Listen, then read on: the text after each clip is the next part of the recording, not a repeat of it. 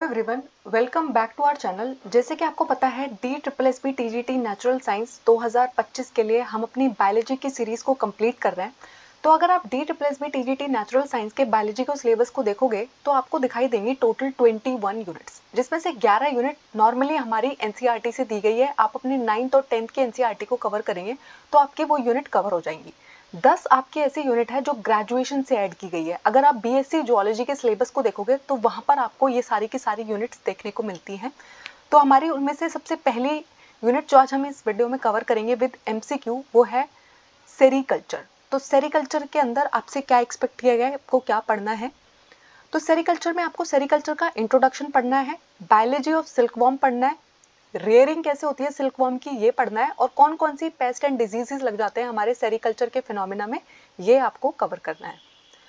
तो सेरीकल्चर का मतलब क्या होता है, सबसे पहले हमें ये समझना है कि सेरीकल्चर हम बुलाते किसको है। तो जब भी कभी आप सिल्क वॉर्म की रेयरिंग करते हैं, यानी कि आप रेशम के कीड़ों का पालन कर रहे हो रेशम को प्राप्त करने के लिए, तो इस फिनोमिना को हम क्या टर्म करते हैं, सेरीकल्चर टर्म करते हैं। सबसे पहले सेरीकल्चर की डिस्कवरी हुई थी चाइना में। एक्चुअली क्या हो रहा था, दो लोग बैठ के एक पेड़ के नीचे चाय पी रहे थे। ऊपर से उनके चाय के कप में कुछ गिरा तो उन्होंने देखा, जब उन्होंने उसको बाहर निकाला तो बहुत सारे रेशे रेशे रेशे निकल रहे थे। तो वो समझ नहीं पाए कि ये रेशे क्या थे। तो वो रेशे एक्चुअली क्या थे, वो सिल्क वॉर्म के कुकून थे जिसके अंदर से बहुत सारे फाइबर्स बाहर निकल रहे थे। इस तरीके से चाइना में डिस्कवरी हुई सेरीकल्चर की। चाइना क्योंकि इसको सीक्रेट रखना चाहता था ताकि वो बहुत सालों तक इससे बहुत सारा रेवेन्यू जनरेट कर सके, तो उसने है ना बहुत सालों तक ये बात सबसे सीक्रेट रखी। और जिस रास्ते से पूरी दुनिया में सिल्क ट्रांसपोर्ट होके जाता था उस रास्ते को यहाँ आज हम किस नाम से जानते हैं, सिल्क रूट के नाम से जानते हैं। किसी रीजन की वजह से उसका ये नाम रखा गया हो ना, तो सिल्क रूट उसे क्यों बोलते हैं, क्योंकि जो हमारा पूरा का पूरा सिल्क था वो पूरे वर्ल्ड में जिस रास्ते से ट्रांसपोर्ट होता था उसको ही सिल्क रूट बोला जाता है।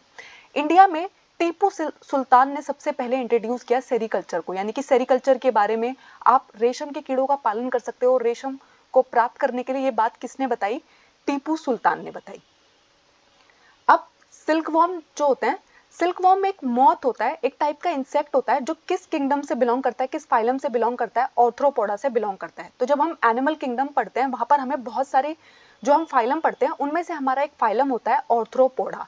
ऑर्थ्रोपोडा के अंदर हमारे बहुत सारे टाइप के इंसेक्ट आते हैं जिनके अंदर हमें जॉइंटेड लेग्स देखने को मिलता है, एंटीना देखने को मिलता है, ठीक है। तो उन्हीं के अंदर बिलोंग करता है हमारा सिल्क मोथ। तो सिल्क मोथ क्या है, एक टाइप का इंसेक्ट है, किस फाइलम से बिलोंग करता है, ऑर्थ्रोपोडा से बिलोंग करता है। अगर आप सिल्क वॉर्म के टाइप्स देखोगे तो 4 मेजर टाइप में हमने इसे डिवाइड किया है।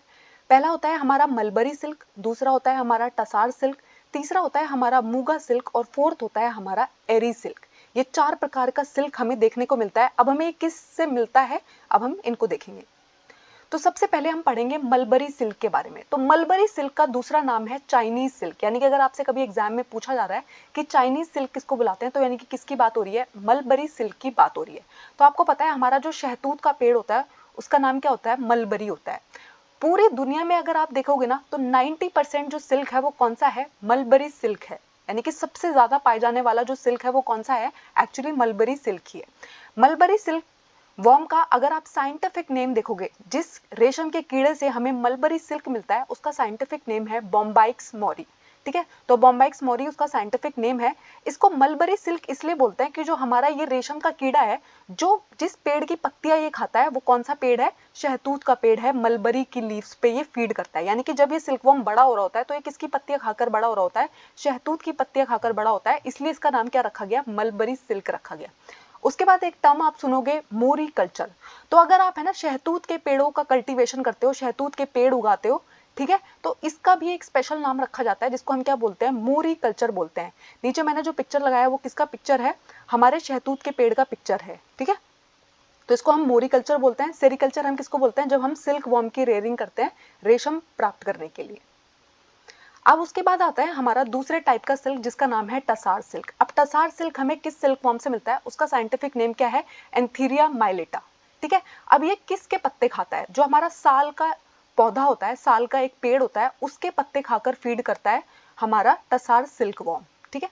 उसके बाद आता है हमारा थर्ड टाइप का सिल्क वॉर्म जो है एरी सिल्क।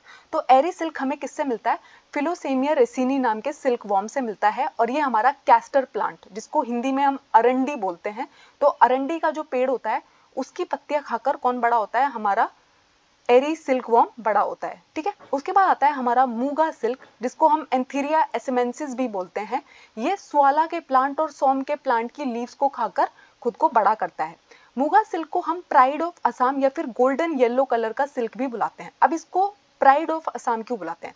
देखो, अगर सिल्क की 4 वैरायटी में से आप इस वैरायटी को देखोगे ना, जो मूगा सिल्क है, ये जो वैरायटी है ये सिर्फ इंडिया के असम में मिलती है। यानी कि पूरी दुनिया में अगर आप कभी भी चाहते हो कि आप मूगा सिल्क आपको मिले, तो मूगा सिल्क आपको सिर्फ कहाँ पर मिलता है, असम में मिलता है। इसलिए इसे प्राइड ऑफ असम के नाम से भी बुलाया जाता है।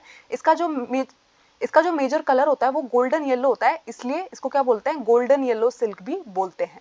मूगा सिल्क पूरी दुनिया में सिर्फ इंडिया में प्रोड्यूस किया जाता है।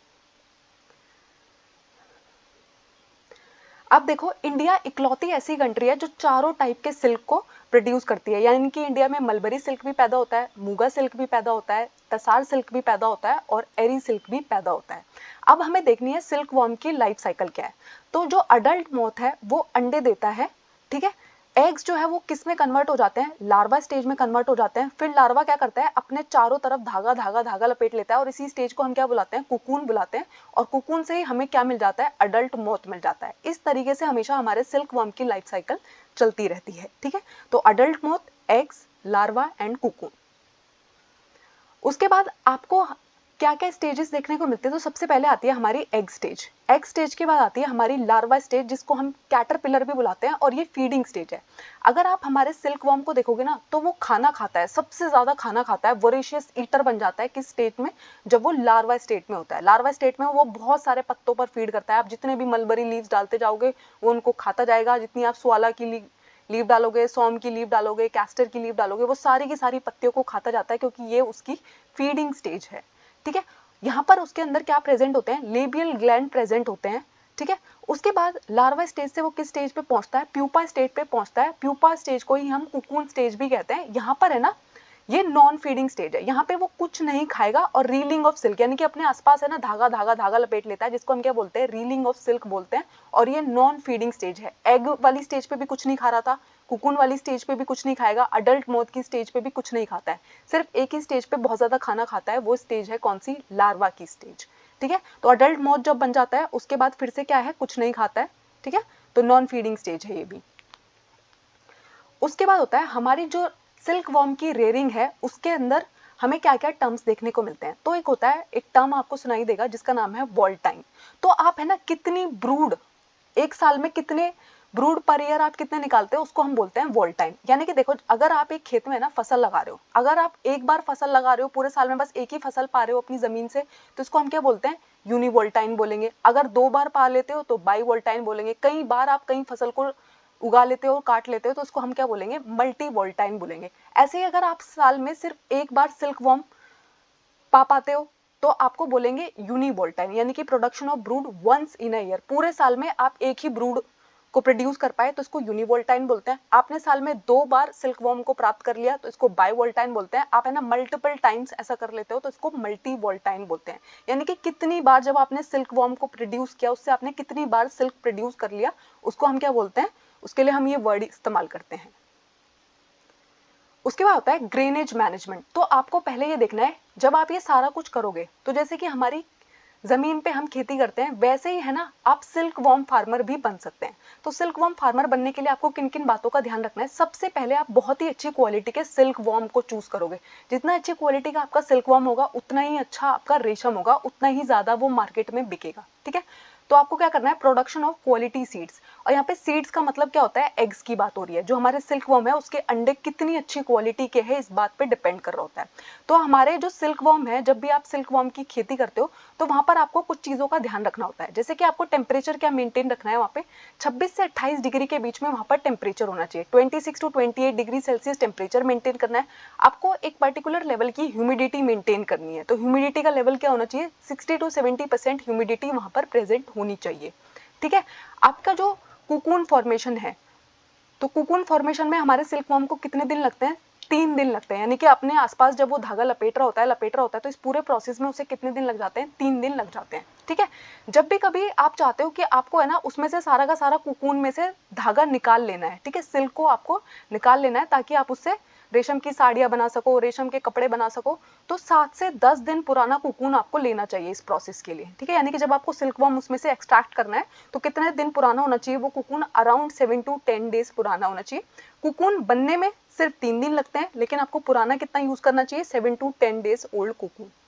अब देखो बहुत सारे प्रोसेस भी इस्तेमाल होंगे यहाँ पे। तो पहला एक प्रोसेस होता है स्टिफलिंग। तो आपका जो प्यूपा है, आपका जो कोकून वाला स्टेज है, उसको आपको किल करना पड़ेगा, ठीक है। तो आप क्या करते हो? उसको किल करने के लिए बहुत ही गर्म पानी में डाल देते हो, हाई टेम्परेचर यूज करते हो, यानी कि या तो आप ओवन में हीट करने के लिए रख दोगे या फिर आप बहुत गर्म पानी में अपने प्यूपा को डाल दोगे, या फिर स्टीम आप उसके ऊपर डालोगे, फ्यूमिगेट करोगे। तो उससे क्या होगा? आपका जो प्यूपा है वो मर जाएगा और जो बाहर का जो धागा लिपटा हुआ है, जो कोकून लिपटा हुआ है, वो आप इस्तेमाल करना शुरू कर दोगे, उसको आप निकालना शुरू कर दोगे, उसको एक्सट्रैक्ट करना शुरू कर दोगे।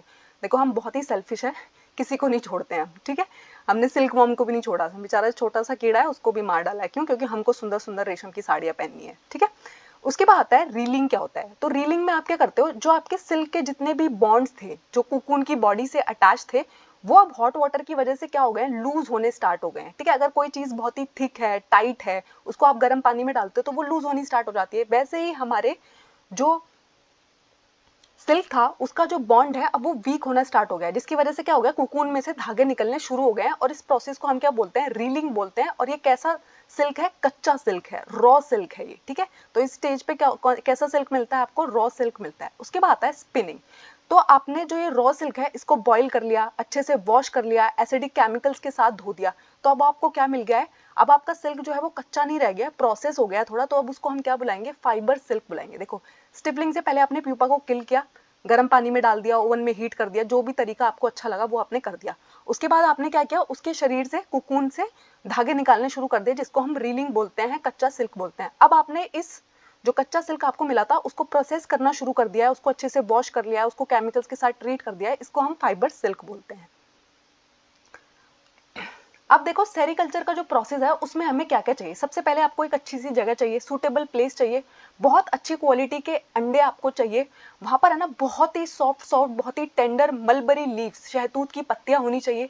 वेंटिलेटेड रूम होना चाहिए, यानी कि एकदम सफोकेटेड सा प्लेस नहीं होनी चाहिए, बहुत हवादार कमरा होना चाहिए, वहां पे अच्छे से हवा पास होती रहे ताकि आपके इंसेक्ट जो है वो अच्छे से ग्रो कर पाए, ठीक है।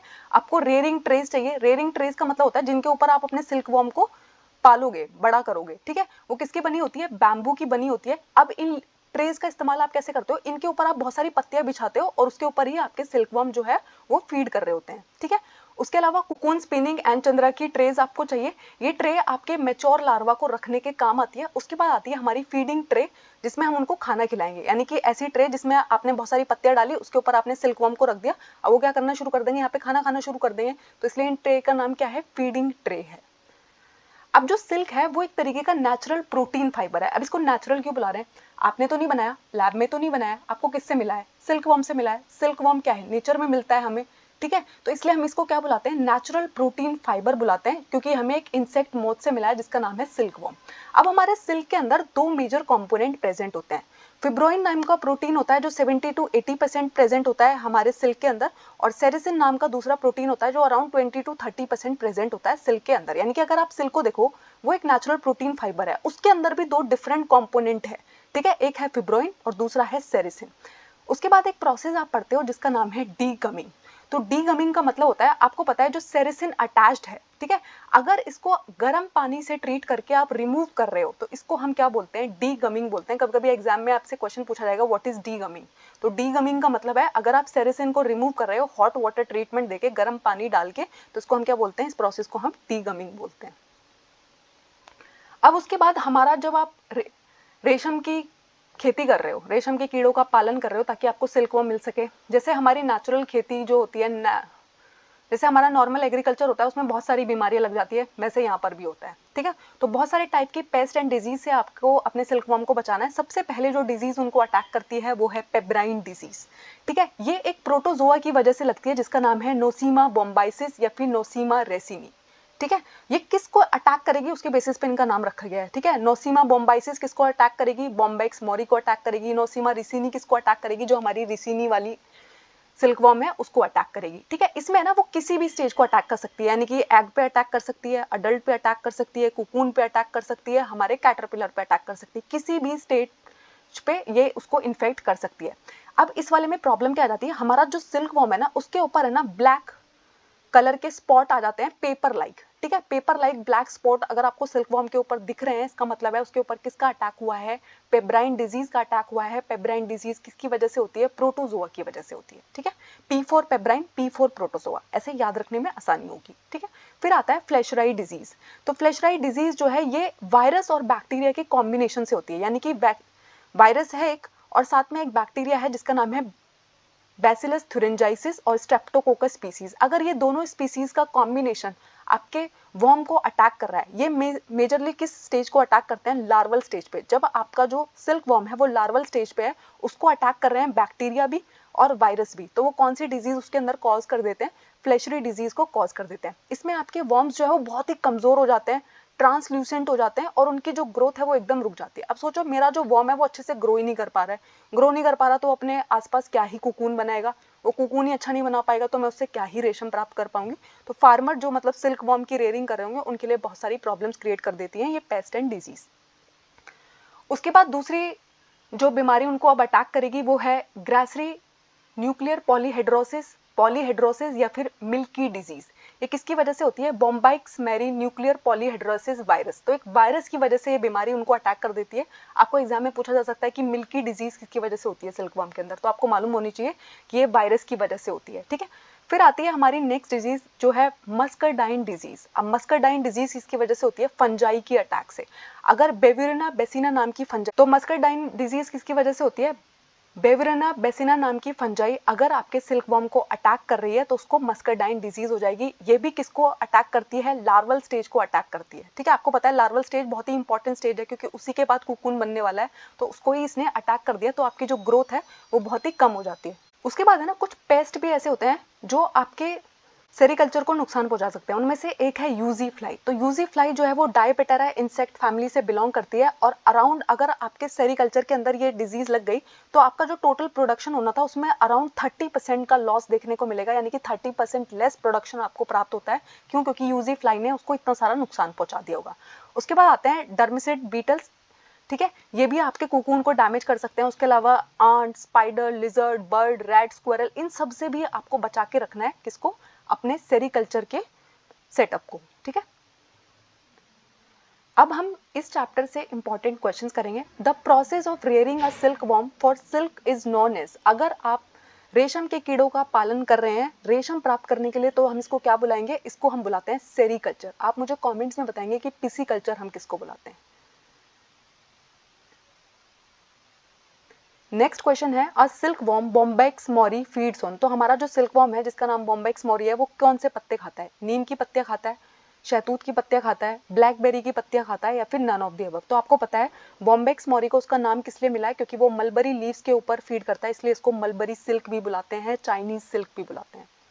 नेक्स्ट क्वेश्चन है a lot of feeding is required at the silkworm stage, cocoon stage, egg stage, both B and C. तो आपको पता है सबसे ज्यादा फीडिंग वो, बाकी सारी नॉन फीडिंग स्टेज है, ना एग स्टेज पे खाना खाता है ना कुकून स्टेज पे खाना खाता है, लेकिन जो सिल्क वर्म स्टेज है, लार्वल स्टेज है, उस पर वो सबसे ज्यादा फीडिंग करता है। नेक्स्ट है which silk is called Chinese silk. कौन से सिल्क को हम चाइनीज सिल्क बुलाते हैं, eri silk, muga silk, tasar silk या फिर मलबरी सिल्क। तो आपको पता है जो हमारा मलबरी सिल्क है वो अराउंड 90% ग्रो करता है और इसी का चाइनीज सिल्क दूसरा नाम भी है। नेक्स्ट क्वेश्चन है the silk variety which is only found in India. तो ऐसी सिल्क की वैरायटी जो सिर्फ इंडिया में मिलती है, पर्टिकुलरली असम में मिलती है, mulberry silk, muga silk, tasar silk या फिर कैस्टर सिल्क। तो आपको पता है जो मूगा सिल्क होता है हमारा वो कहाँ पर मिलता है, हमारे असम में मिलता है, इसलिए इसको प्राइड ऑफ असम भी बुलाते हैं। Rearing of mulberry leaves. तो अगर आप शहतूत की पत्तियों की रेयरिंग कर रहे हो, शहतूत के पेड़ उगा रहे हो ताकि उसकी पत्तियां काम में आ सके, तो इसको क्या बोलते हैं, सेरिकल्चर, एपीकल्चर, मॉरिकल्चर या फिर लैक कल्चर। तो रेयरिंग ऑफ सिल्क वॉर्म में सेरिकल्चर। अगर आप हनी बी की रेयरिंग कर रहे हो उसको हम एपीकल्चर बुलाते हैं। अगर आप लैक, एक इंसेक्ट का नाम होता है लाख, जिससे हमें लाख मिलता है, ठीक है, लाख जो है वो इस्तेमाल किया जाता है, ठीक है, हमारे लिए कमर्शियल प्रोडक्ट है, तो उसको हम लैक कल्चर बोलते हैं। लेकिन अगर आप मलबरी लीव्स की रेयरिंग कर रहे हो इसको हम क्या बोलते हैं, मोरी कल्चर बोलते हैं, यानी कि आप शहतूत के पेड़ उगा रहे हो। नेक्स्ट है how many pair of glands are present in silkworm. Silkworm में कितने पेयर ऑफ ग्लैंड्स प्रेजेंट होते हैं, 1, 3, 2 या फिर 5। तो आपको पता है 2 पेयर्स प्रेजेंट होते हैं। नेक्स्ट क्वेश्चन है how many days required for cocoon formation. Cocoon formation के लिए कितने दिन लगते हैं, 5 डेज, 3 डेज, 2 डेज या फिर नन। तो आपको पता है 3 दिन लगते हैं कुकून बनने के लिए, तो cocoon formation takes 3 days. Next question है silk is a natural fibre consist of. तो नेचुरल फाइबर है सिल्क, किससे मिलकर बना है, फिब्रोइन, सेरेसिन, काइटिन, बोथ 1 और 2। तो मैंने आपको बताया फिब्रोइन एंड सेरेसिन नाम के जो प्रोटीन है वो सिल्क के अंदर प्रेजेंट होते हैं। फिब्रोइन 70 to 80% होता है, सेरेसिन 20 to 30% होता है। नेक्स्ट क्वेश्चन है pebrine disease in silk worm is caused bye. Pebrine disease किसकी वजह से होता है, मैंने आपको पहले ही बताया कि P for pebrine, P for protozoa, तो ये याद करने का एक ट्रिक है। तो pebrine disease is caused by a protozoa, Nosema bombycis protozoa. ठीक है, ये किसी भी स्टेज को इन्फेक्ट कर सकता है। इसमें क्या आता है, ब्लैक स्पॉट आ जाते हैं, पेपर लाइक ब्लैक स्पॉट आ जाते हैं आपके वॉर्म के ऊपर। Which silk is called pride of Assam और गोल्डन येलो सिल्क। किस सिल्क को हम प्राइड ऑफ असम बुलाते हैं या फिर गोल्डन येलो सिल्क बुलाते हैं, मलबरी सिल्क, मूगा सिल्क, एरी सिल्क या फिर टसार सिल्क। तो मैंने आपको बताया मूगा सिल्क, क्योंकि ये सिर्फ इंडिया के असम में मिलता है इसलिए इसको प्राइड ऑफ असम कहते हैं। इसका कलर गोल्डन येलो रहता है इसलिए इसे गोल्डन येलो सिल्क भी कहते हैं।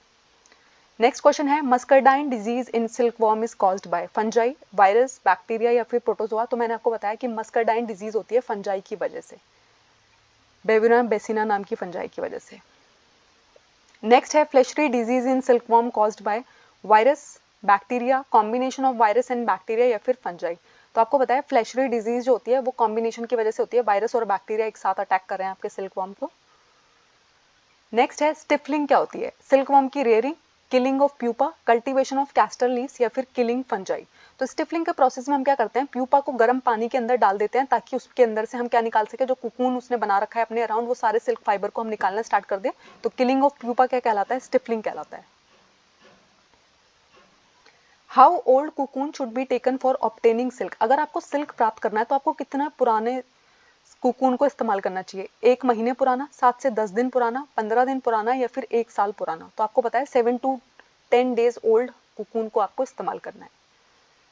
नेक्स्ट है फिलोसेमिया रिसिनी इज विच सिल्क वॉर्म। तो कौन से सिल्क वॉर्म का नाम फिलोसेमिया रिसिनी है, mulberry silk, muga silk, tasar silk या फिर एरी सिल्क। तो आपको पता है जो हमारा एरी सिल्क है उसको हम फिलोसेमिया रिसिनी बुलाते हैं। मलबरी सिल्क का जो सिल्क वॉर्म का साइंटिफिक नेम है वो बॉम्बाइक्स मॉरी है, मूगा का है एंथीरिया एस्मेंसिस और टसार का है एंथीरिया माइलेटा। नेक्स्ट है tasar silk worm feeds on the leaves. तो टसार सिल्क वॉर्म किसकी पत्तियां खाता है, शहतूत की पत्तियां, साल की पत्तियां, कैस्टर की पत्तियां या फिर सोम की पत्तियां। तो आपको पता है हमारे साल की पत्तियां खाकर बड़ा होता है हमारा टसार सिल्क वॉर्म, मलबरी खाता है मलबरी सिल्क वॉर्म, कैस्टर की पत्तियों पर फीड करता है हमारा एरी और सोम की पत्तियां खाता है हमारा मूगा। नेक्स्ट है life cycle of silk worm. तो पहले प्यूपा आएगा, एग आएगा, लार्वा आएगा, मॉथ आएगा, egg, larva, pupa, moth, moth, pupa, larva, egg, egg, moth, pupa, larva. तो आपको पता है सबसे पहले क्या होता है, एग बनता है, एग से क्या बनता है, लार्वा बनता है, लार्वा से क्या बनता है, प्यूपा बनता है, प्यूपा से क्या बनता है, मॉथ बनता है, अडल्ट मॉथ। ठीक है, नेक्स्ट है 90% of the world silk is. तो दुनिया में जो 90% सिल्क है वो क्या है, मूगा सिल्क, टसार सिल्क, एरी सिल्क या फिर मलबरी सिल्क। में जो 90% सिल्क है वो कौन सा है, हमारा मलबरी सिल्क है। नेक्स्ट क्वेश्चन है best temperature and relative humidity for sericulture. अगर आप सेरिकल्चर कर रहे हैं तो आपको क्या टेम्परेचर मेंटेन करके रखना चाहिए, क्या ह्यूमिडिटी मेंटेन करके रखना चाहिए, 16 to 18 degree, 80 to 90% respectively, 26 to 28 degree, 60 to 70% respectively, 35 to 40 degree, 15 to 30%, none of these. तो आपको पता है आपको 26 से 28 डिग्री का टेम्परेचर मेंटेन करना है और 60 to 70% आपको ह्यूमिडिटी मेंटेन करनी है। इसी के साथ आपका सेरिकल्चर विद एमसीक्यू कंप्लीट हो गया है। आई होप इस टॉपिक में आपको कोई डाउट नहीं है। अगर कोई डाउट है तो मुझे कमेंट्स में ज़रूर बताइएगा। हमारे चैनल को लाइक कीजिएगा, शेयर कीजिएगा, सब्सक्राइब कीजिए।